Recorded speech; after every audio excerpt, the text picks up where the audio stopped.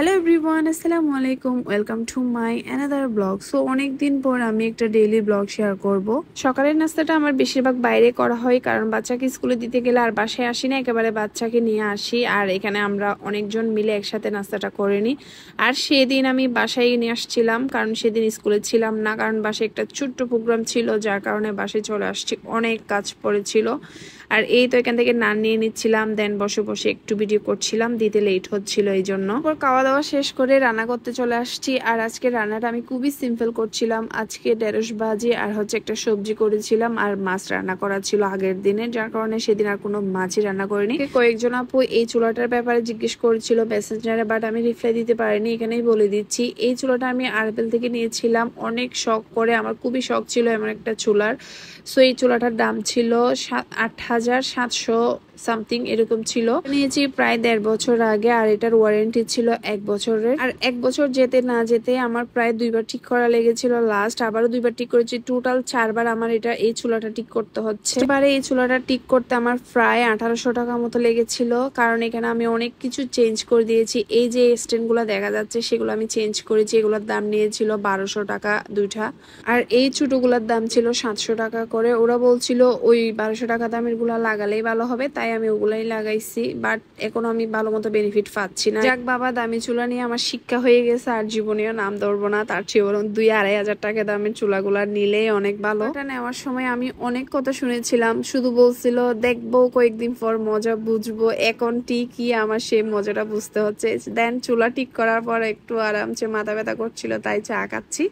দেন আমি আবার রান্না বান্নায় চলে আসলাম। ঢেঁড়স ভাজিটা অন্য চুলায় দিয়ে এবার এখানে আরেকটা তরকারি তুলে দিব। এটা রান্না করছিলাম চিংড়ি মাছ দিয়ে ঝিঙ্গা। আর ঝিঙ্গাটা বেশি দিন ফ্রিজে রাখা যায় না, কেমন যেন শক্ত হয়ে যায়। এই জন্য আমি একদম তাজা তাজা রান্না করে ফেলছিলাম। ঝিঙ্গাটাতে আমি কোনো ফানি ইউজ করিনি। দেখেন কতগুলো ফানি বের হয়েছে। এই ঝিঙ্গাগুলো থেকে কিন্তু অনেকগুলো ফানি বের হয়, এন্ড আমি আরেকটু ফানি দিয়ে দিয়েছি। সেই যদি ছোট বাবু থাকে তাহলে তো কাজের কোনো অভাব নাই। আমার হেল্পিং হ্যান্ড অলরেডি কাজ করে চলে গিয়েছে। এর মধ্যে দেখেন আমার মেয়ে কি অবস্থা, ফুরা করে বিস্কিট চিপস সবকিছু ফেলে একাকার অবস্থা।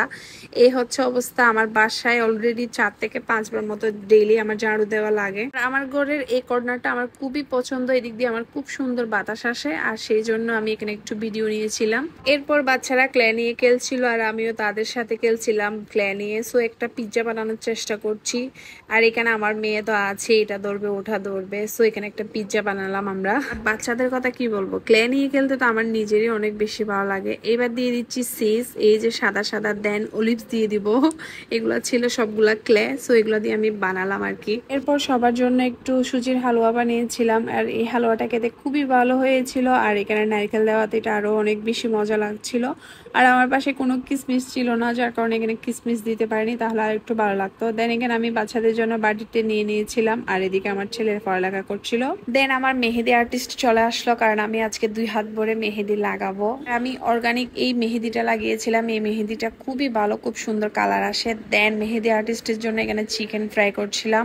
সো এই তো আমার আগে থেকেই ম্যারিনেশন করা ছিল, জাস্ট এবার ময়দাতে একটু মেখেই বেজে নিচ্ছি। বাট কি এক দশা, সেদিন আমার ময়দাও শেষ হয়ে যায়, যার কারণে আমি 2-3টা চিকেনে কোনো রকম ময়দা মেখেছিলাম, আর গুলাতে মাখতে পারিনি। আমরা ছোট বিস্কিট গুলা দিয়ে সুজির হালুয়াটা খাচ্ছি, খেতে খুবই ভালো লাগছে। বাসায় যদি এরকম কুটুনি বুড়িগুলা থাকে তাহলে এইসব ডং কি করা যায় বলেন? তাও কি আর করার, বাইয়ের বিয়ে বলে কথা, মেহেদি তো লাগাতেই হবে। মেহেদি লাগাইতে বসছি, আর আমার মেয়ে এসে হাত দিয়ে দিল, আর তাকে একটু করে লাগিয়ে দিল, আর সে মুছেই ফেলবে এখন।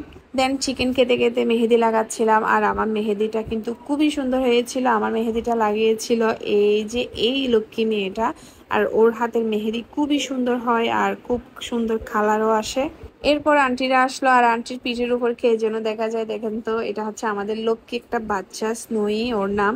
সে খুবই লক্ষ্মী একটা বাচ্চা, আর এটা খুবই লক্ষ্মী একটা মেয়ে। দেন আমার মোটামুটি 1 হাত দেওয়ার ডান। আর আমার মেহেদিগুলো কেমন লেগেছে সবাই মাস্ট কমেন্ট করে জানাবেন। আমার খুবই ভালো লাগছিল, অনেকদিন পর আমি এই 2 হাত ভর্তি করে মেহেদি লাগাচ্ছি। আর এটা ছিল আমার একটা আত্মকাহিনী। আমার মেহেদির স্ট্যান্ড খুবই ভালো লাগে, যার কারণে এই অবস্থা। এই যে আমার মেহেদি দেওয়ার ডান, আমার মেহেদি দিতে অনেক লেট হয়ে গিয়েছিল, যার কারণে আমি ফুল হাতে দিতে পারিনি, শুধু হাতের উপর দিয়ে দিয়েছিলাম। এরপর হাতগুলা নিয়ে আয়নাতে গিয়া আরেকটু ডং করছিলাম। সো এই ছিল আজকের একটা ছোট্ট ব্লগ। সবার কেমন লেগেছে জানাবেন। Thanks for watching this video. আল্লাহ হাফেজ।